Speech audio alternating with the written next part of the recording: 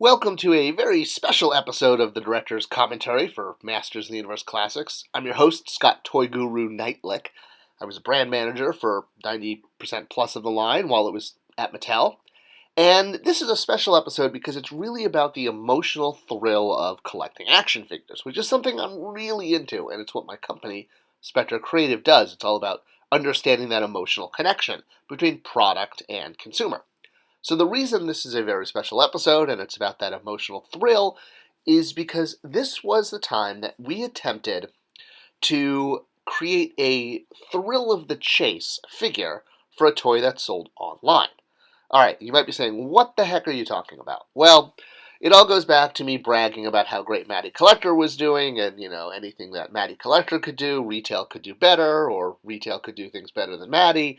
And, well, my bragging got me the attention of management who said, okay, well, if Matty could do anything, how about doing a retail chase figure online?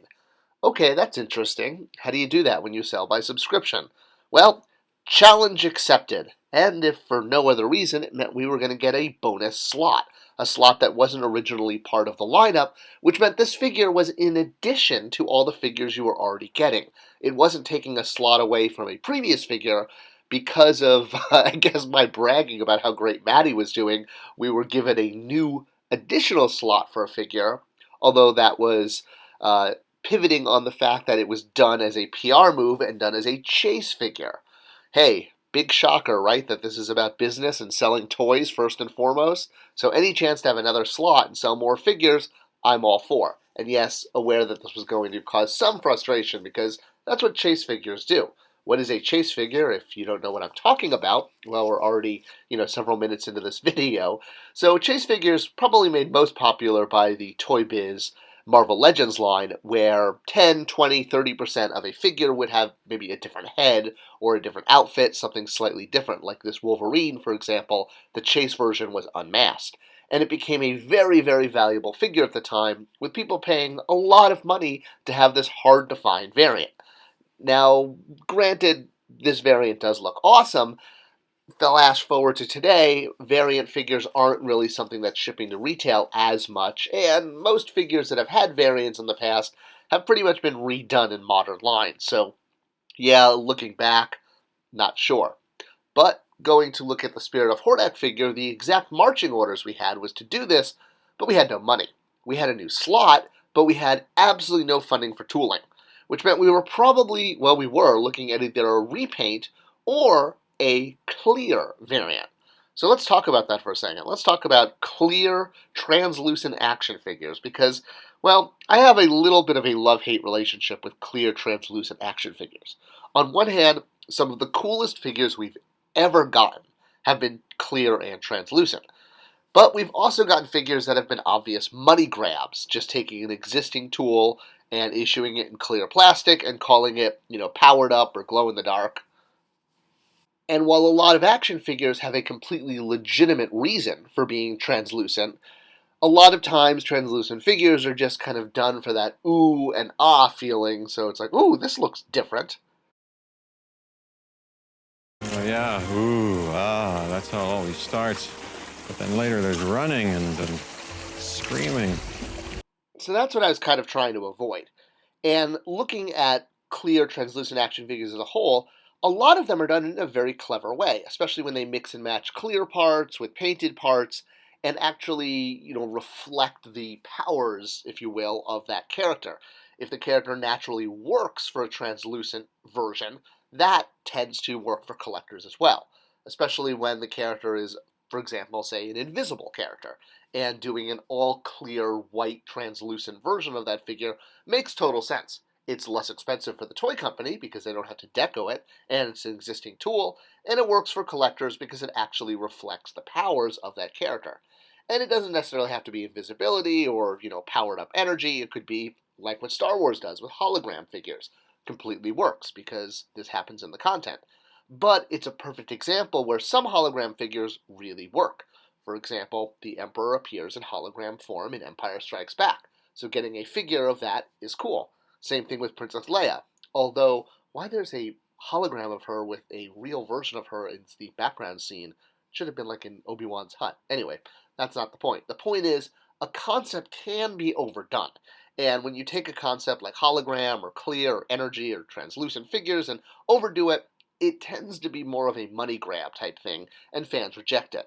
So if we were going to do a chase figure that had no tooling, which meant we pretty much had to do a clear, translucent, or straight redeco figure, well, we were going to sort of walk this edge of the sword, but we wanted to make sure we were doing so that was actually going to work within the continuity, the storyline, and not just look like it was taking an existing tool and redecoing it, or rather undecoing it, and offering it as a non-deco clear figure. So, the figure we wound up doing, Hordak, Spirit of Hordak, and actually, honestly, one of my favorite figures in the entire line. Now, I know there's a lot of people on both sides of the fence on either liking, hating, or being interested in this figure in general. So I kind of want to break down the strategy behind it and give some rationale. So the concept of a Spirit of Hordak was established in the 2000X series, the Mike Young show that ran 2001, 2002, where Hordak, from his interdimensional prison in Despondos, was able to communicate with Skeletor, or Keldor rather, in a spirit form. Granted, he looked like a blob of gray there. Now, what we did was we dropped him into the mini-comics in a red translucent form, and we did this way before the figure was coming out, and it was all deliberate, because the idea was, well, if we establish that Hordak communicates with Keldor and is training him using a spirit form because he's trapped in another dimension, well, that establishes this as continuity. So now when the figure comes out a year or 6 months, 8 months later after the mini-comic, it looked like we were doing a figure of that mini-comic appearance and not just some random red version of Hordak that was just a repaint of regular Hordak. You can take regular Hordak pieces and pop them in place pretty easy because, again, it's the exact same tool, just repainted. The way we were going to sell it was going to pop up, I guess if you will, randomly online. So the idea was it was recreating the thrill of the chase, going to a retail store, a big box store, and hoping you could find those hard-to-find variants. In this case, you would constantly need to check back on Matty Collector with the hope that this figure might be up, and it went up at random times. And when he was done, he would go back into hiding and was no longer available. So you had to constantly keep checking back, just like you have to check back at retail aisles. And a lot of fans said, well, if you were going to do a variant of Hordak, why didn't you just do, the blue version of him from Filmation? And, well, the reason is, one, that was a little more expensive because it had a lot more deco on it. But two, we were waiting to do this version both as a Classics figure and a Filmations figure later on in the line. Since, again, big shocker, selling toys is a business and it's all about making money, not just about putting out product that collectors are going to love. You actually have to find a way to make as many toys as possible. So we wanted to save that slot for later on. And I get that an all-red Hordak does look to a lot of people like a raspberry or strawberry popsicle you might have on a hot July day, unless, of course, you're only a fan of August like I am. But that's why we established him in the mini-comic. We didn't just want to throw out this red Hordak version as a toy with no basis of continuity or grounding. And I was so proud of how we pulled this off by getting this image in the mini-comic as Keldor's sort of mentor's training sequence where Hordak helps train Keldor in the mystic arts, turning him into Skeletor, more or less. It's more complicated than that. But yeah, that was a great way to establish what his spirit form looked like, and to do it in a very toyetic way. Because again, when translucent figures are done right, they're awesome. We also were very concerned about this figure leaking, because leaks happen all the time, i.e. the Star Wars 2021 holiday figures that still haven't shown up, but have leaked all over the internet. Well, I was amazed that this leak was held back. We must have gotten some amazing plumber.